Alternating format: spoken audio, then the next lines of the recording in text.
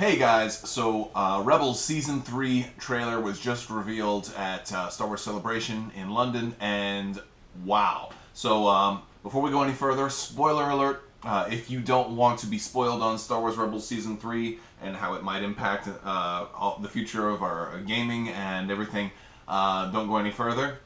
Yeah, if you now we're past that point, wow. So I'm coming to you with my top 5 reactions from the trailer that released today. Coming in at number 5 is Darth Maul. Now, the reason this is number 5 is because we've already seen Darth Maul, but he appears to be heavily featured in Rebels Season 3 as well. He may even be one of the main antagonists. So one of the things that we've learned about this is that he's working with Mandalorians. He may have a new ship. We saw him fly out in a TIE Advanced prototype, but he may have a new ship now. He might be one of the, have one of the Protectorate fighters. We don't know what he's going to eventually find himself in, but it does appear that, if I were to guess, I would guess, as far as X-Wing, that he'll be in the Scum faction. For other games, he'll probably be, well, for Imperial Assault, if they make him, I imagine he might be Scum faction as well, but for Armada, he would be definitely Imperial side. But that's pretty cool.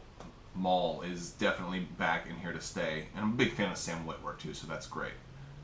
Number 4 is Ywings. So we're finally getting Ywings now in Rebels. So that's awesome. One of the big reasons why that's specifically awesome is for X-Wing. Ywings need some love.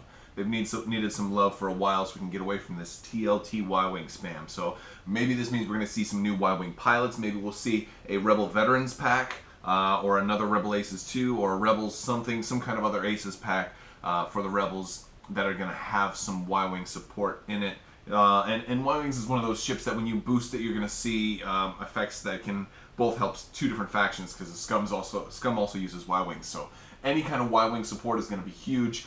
I would really love some more pilots for Y-Wings, for both factions even.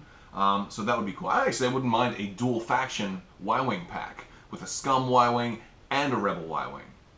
That would be awesome. 2 pilots for each. 4 brand new named pilots. That would be fantastic. Anyway, I digress. Y-Wing, and this could also affect Armada as well, but more for X-Wing here. Number 3, we saw YT-2400. It was in a couple of shots, but if you blinked too heavily, you might have missed it. Go back and watch it again. There's a YT-2400, at least one. I'm assuming it's the same one in each shot. Now, at first glance, I almost gasped and said, the Outrider. It's the Outrider. Dash Rendar is canonized. But I can't get too far ahead of myself because we didn't see Dash Rendar. But what we did see is the YT-2400, clear as day. We even see it being apparently like towed by the Ghost. Maybe it doesn't have a hyperdrive, or maybe it was just damaged in the scene. I could speculate all day. Reportedly, Dave Filoni said it is not the Outrider. And now I'm taking that as hearsay. That's from a third party, because I'm not in London, actually. So if it's not the Outrider, that's even cooler, because what ship is it? Well, I don't know if it's cooler, but what ship is it? Because it's going to have a name, which means we might see another title. And while the YT-2400 doesn't need a whole lot of help, I wouldn't go so far as to say it couldn't use some extra features, especially a title that's not the Outrider.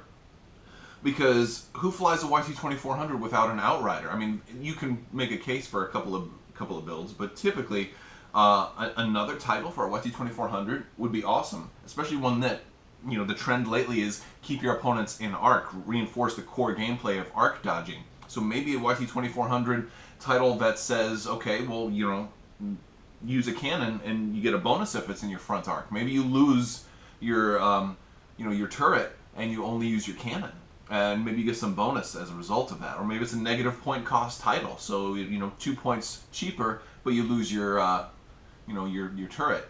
Or maybe it might have to be more than 2 points cheaper. I'm really just spitballing here, but I would love to see some new stuff for the YT-2400. And as a matter of fact, also another option for Y-Wings. You could have a YT-2400 and a Y-Wing. Although I don't know if they've ever... Well, they've done it with the Ghost. I don't really anticipate them doing a whole lot more large ship and small ship in the same box. But it's possible, and it would be cool.